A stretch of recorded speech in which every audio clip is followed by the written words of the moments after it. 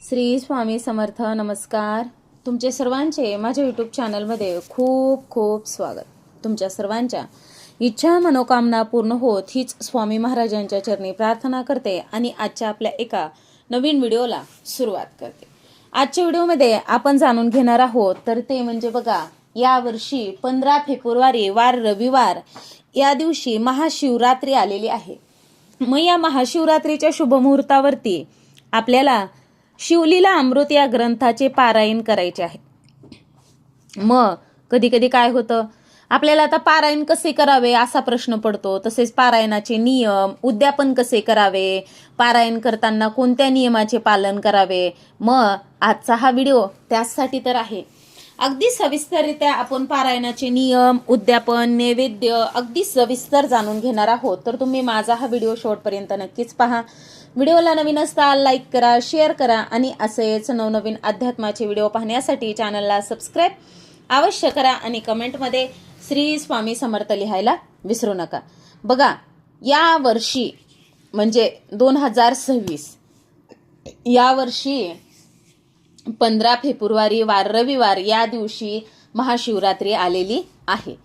मग आता सगळ्यात महत्वाचं, तुम्ही 7 दिवसाचं पारायण करू शकतात, 3 दिवसाचं करू शकतात किंवा 5 दिवसाचं करू शकतात. आता असा काही नियम नाही बघा की आपलं जी पारायणाची सांगता किंवा मग उद्यापन की महाशिवरात्री दिवशीच आलं पाहिजे किंवा मग महाशिवरात्रीच्या दुसऱ्या दिवशी जरी आपण उद्यापन केलं तरी सुद्धा चालेल. आता बघा, आपण सांसारिक जीवनामध्ये आपल्या काहीतरी अडचणी असतात किंवा मासिक पाळीची अडचण आली, मग आपण सुरुवात करू शकलो, काहीच हरकत नाही.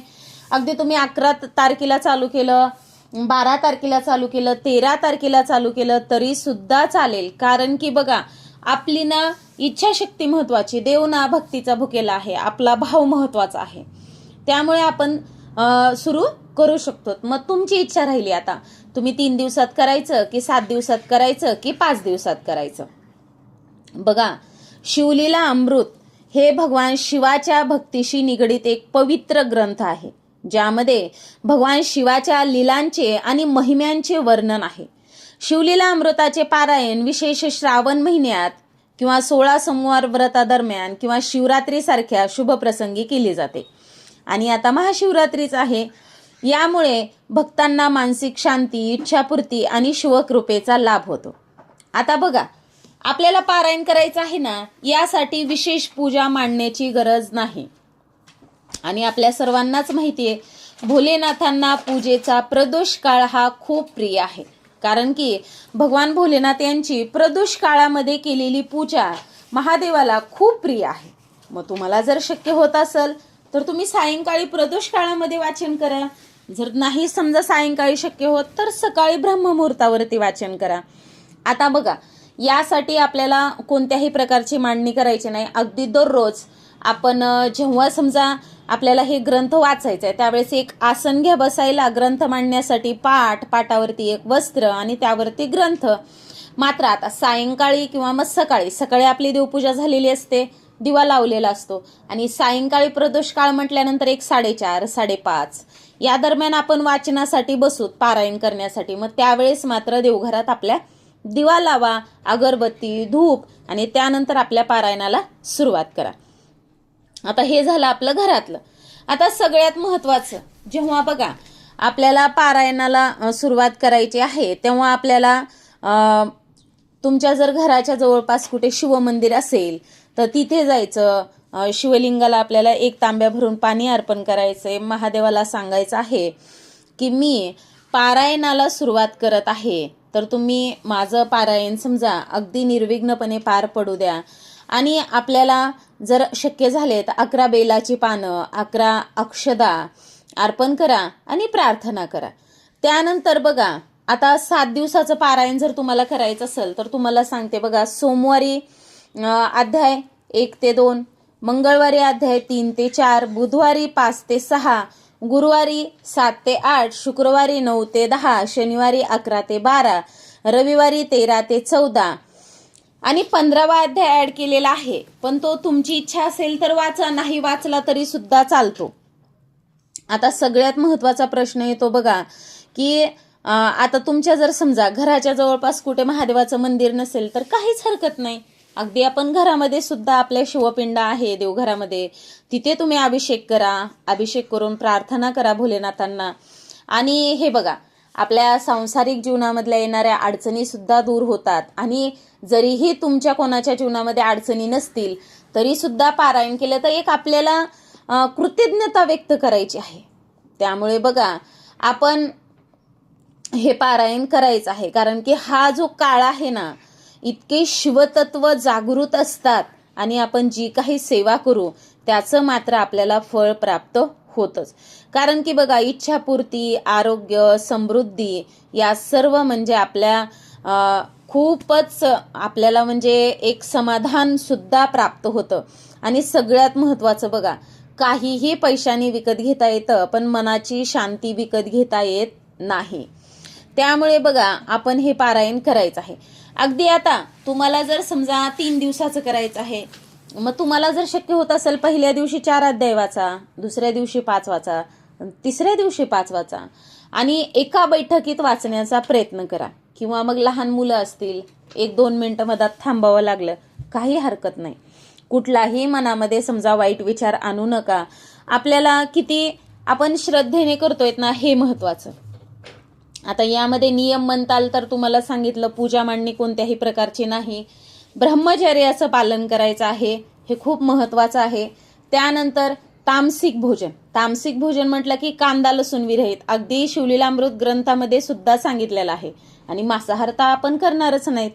मग त्यामुळे बघा, मांसाहार तसेच कांदा लसूण विरहित म्हणजे आपल्याला स्वयंपाक आपल्या घरामध्ये कांदा आणि लसूण न टाकता बनवायचा आहे. या पारायणाच्या काळामध्ये आपल्याला ह्या 7 दिवसाचं करत असताल तर तुम्ही 7 दिवस हा नियम पाळा, 3 दिवस करत असताल तर 3 दिवस नियम पाळा.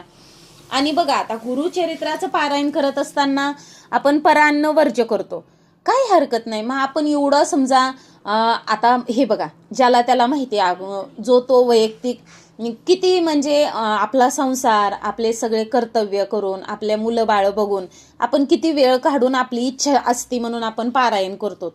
मग त्यामध्ये परान्न नाही घेतलं तर उत्तम राहील. अगदी बघा, बाहेरचं खाऊ नका, कोणाच्या घरी सुद्धा खाऊ नका, चहा सुद्धा घेऊ नका. कारण की आपण जे काही करतोत ना त्याचं देखील आपल्याला 100% फल प्राप्त व्हावा ही प्रत्येकाचीच इच्छा असते. त्यामुळे शक्यतो नका घेऊ परान्न. आता परान्न म्हणताल तर काय वाईट नसतं हो, पण त्या करणारा व्यक्ती कसा, त्याचे विचार कसे, त्याची धारणा कशी होती हे काय माहिती आपल्याला. आणि आपणच म्हणतोत ना अनेक व्हिडिओमध्ये सुद्धा की स्वयंपाक करणाऱ्याचं मन सुद्धा प्रसन्न असावं, म्हणजे त्या स्वयंपाकामध्ये सर्व उतरलेलं असतं.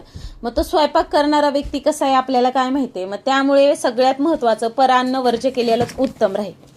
आता थोडक्यात तुम्हाला पारायणाबद्दल तर लक्षात आलं असेल, कोणतीही मांडणी नाही. तुम्ही 3 दिवसाचं करू शकतात, 5 दिवसाचं करा, 7 दिवसाचं करा, पण करा, सेवा करा, हे खूप महत्वाचं. किंवा मग तुम्हाला पारायण करणं शक्य नाही झालं तर अगदी 11वा अध्याय जरी वाचला तुम्ही तरी खूप आहे. कारण की 11वा अध्याय म्हणजे रुद्र अध्याय आहे. आता त्यानंतर उद्यापन म्हणताल तर बघा, आपण अगदी आपल्या घरी जो स्वयंपाक बनवणार आहोत, समजा कोणत्याही समजा तुमचं ज्या दिवशी उद्यापन येईल त्या दिवशी तुम्ही आपल्या घरी जो काही समजा स्वयंपाक करतो तो आपल्याला नैवेद्य दाखवायचा आहे. किंवा मग नाहीच काही जर झालं तर अगदी दही आणि भात दाखवा. आणि नंतर आपली जो स्वयंपाक वरण भात भाजी पोळी केली आहे आपण तो जरी दाखवला सगळा स्वयंपाक तरी सुद्धा चालतं. सगळ्यात महत्वाचं आहे बघा उद्यापनामध्ये यथाशक्ती दान. जर मंदिरामध्ये तुम्हाला कुठे जर मिळालेच समजा ब्राह्मणाला वगैरे तर आपल्याला तांदूळ दान करायचे आहेत बघा. कारण की दान केलेलं खूप उत्तम आहे बघा. पारायण पूर्ण झाल्यावर काय करा, मंदिरात किंवा घरी शिवलिंगाची देखील आपल्याला विशेष पंचामृत अभिषेक करून पूजा करायची आहे. त्यानंतर आपल्याला गरजूंना अन्न किंवा मग कोरडा शिदा. आता कोरडा शिदा म्हटल्यावर तांदळ डाळी साखर या प्रकारे आपण नक्कीच दान करू शकतो.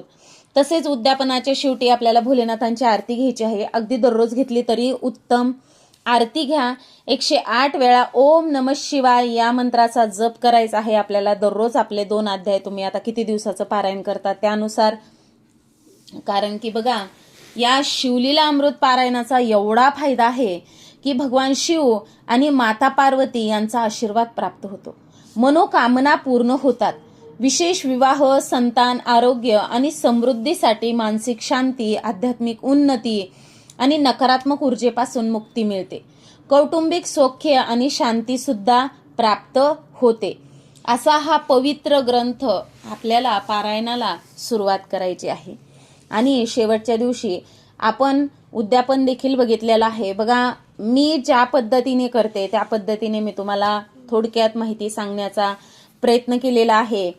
तर तुम्हाला, आणि बघा, अगदी जरी 11वा अध्याय वाचणं नाही झालं, पारायण करणं नाही झालं, तर नित्यपाठाच्या 42 ओव्या जरी तुम्ही दररोज वाचल्या, बघा आता काही काहींना व्यवसाय आहे, खूपच लहान मुलं असतील, नाही होत आपल्याला समजा करणं, तर मग तुम्ही 42 ओव्या वाचल्या तरी देखील उत्तम. अगदी आपली दररोजची देवपूजा झाली आणि त्यामध्ये या 7 दिवसात तुमची इच्छा आहे ना 7 दिवस पारायण करायचं. महाशिवरात्री आली आहे, मग आपल्याला सेवा करायची आहे. या शिवतत्व जास्त प्रमाणात जागृत आहेत, आपल्याला महादेव पार्वतीचा आशीर्वाद प्राप्त करून घ्यायचा आहे, तर तुम्ही नित्यपाठाच्या 42 ओव्या सुद्धा वाचन करू शकतात.